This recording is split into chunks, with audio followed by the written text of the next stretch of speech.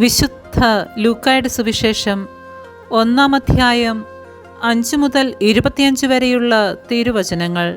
സ്നാപക യോഹന്നാന്റെ ജനനത്തെക്കുറിച്ച് അറിയിപ്പ്. ഹെറോദേസ് യൂദയ രാജാവായിരുന്ന കാലത്ത് അബിയായുടെ ഗണത്തിൽ സഖറിയ എന്ന ഒരു പുരോഹിതനുണ്ടായിരുന്നു. അഹറോന്റെ പുത്രിമാരിൽപ്പെട്ട എലിസബത്തായിരുന്നു അവന്റെ ഭാര്യ. അവർ ദൈവത്തിന്റെ മുൻപിൽ നീതിനിഷ്ഠരും കർത്താവിന്റെ കൽപ്പനകളും പ്രമാണങ്ങളും കുറ്റമറ്റവിധം അനുസരിക്കുന്നവരുമായിരുന്നു. അവർക്ക് മക്കളുണ്ടായിരുന്നില്ല. എലിസബത്ത് വന്ധ്യയായിരുന്നു. ഇരുവരും പ്രായം കവിഞ്ഞവിടുമായിരുന്നു. തൻ്റെ ഗണത്തിന് നിശ്ചയിക്കപ്പെട്ടിരുന്ന ക്രമമനുസരിച്ച് ദൈവസന്നിധിയിൽ ശുശ്രൂഷ നടത്തിവരവേ പൗരോഹിത്യ വിധിപ്രകാരം കർത്താവിൻ്റെ ആലയത്തിൽ പ്രവേശിച്ച് ധൂപം സമർപ്പിക്കാൻ സഖറിയായ്ക്ക് കുറി വീണു.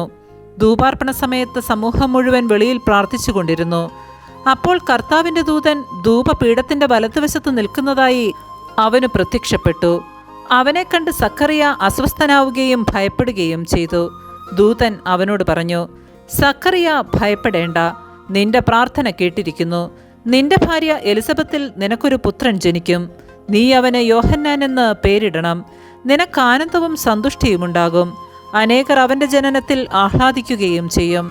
കർത്താവിൻ്റെ സന്നിധിയിൽ അവൻ വലിയവനായിരിക്കും.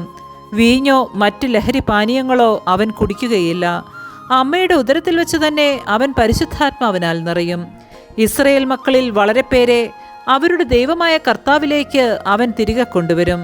പിതാക്കന്മാരുടെ ഹൃദയങ്ങളെ മക്കളിലേക്കും അനുസരണമില്ലാത്തവരെ നീതിമാന്മാരുടെ വിവേകത്തിലേക്കും തിരിച്ചുവിടുവാനും സജ്ജീകൃതമായ ഒരു ജനത്തെ കർത്താവിനു വേണ്ടി ഒരുക്കുവാനും ഏലിയായുടെ ചൈതന്യത്തോടും ശക്തിയോടും കൂടെ അവൻ കർത്താവിൻ്റെ മുൻപേ പോകും. സഖറിയ ദൂതനോട് ചോദിച്ചു, ഞാനിത് എങ്ങനെ അറിയും? ഞാൻ വൃദ്ധനാണ്, എൻ്റെ ഭാര്യ പ്രായം കവിഞ്ഞവളുമാണ്. ദൂതൻ മറുപടി പറഞ്ഞു, ഞാൻ ദൈവസന്നിധിയിൽ നിൽക്കുന്ന ഗബ്രിയേലാണ്.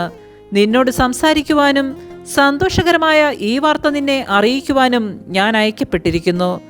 യഥാകാലം പൂർത്തിയാകേണ്ട എൻ്റെ വചനം അവിശ്വസിച്ചതുകൊണ്ട് നീ മൂകനായിത്തീരും.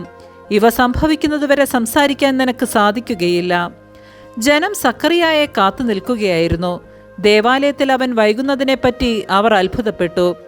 പുറത്തു വന്നപ്പോൾ അവരോട് സംസാരിക്കുന്നതിന് സഖറിയായ്ക്ക് കഴിഞ്ഞില്ല. ദേവാലയത്തിൽ വെച്ച് അവൻ ഏതോ ദർശനമുണ്ടായി എന്ന് അവർ മനസ്സിലാക്കി. അവൻ അവരോട് ആംഗ്യം കാണിക്കുകയും ഊമനായി കഴിയുകയും ചെയ്തു. തൻ്റെ ശുശ്രൂഷയുടെ ദിവസങ്ങൾ പൂർത്തിയായപ്പോൾ അവൻ വീട്ടിലേക്ക് പോയി. താമസിയാതെ അവൻ്റെ ഭാര്യ എലിസബത്ത് ഗർഭം ധരിച്ചു. 5 മാസത്തേക്ക് അവൾ മറ്റുള്ളവരുടെ മുൻപിൽ പ്രത്യക്ഷപ്പെടാതെ കഴിഞ്ഞുകൂടി.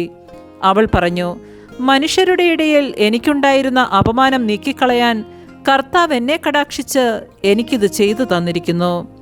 നമ്മുടെ കർത്താവായ മിശിഹായ്ക്ക് സ്തുതി.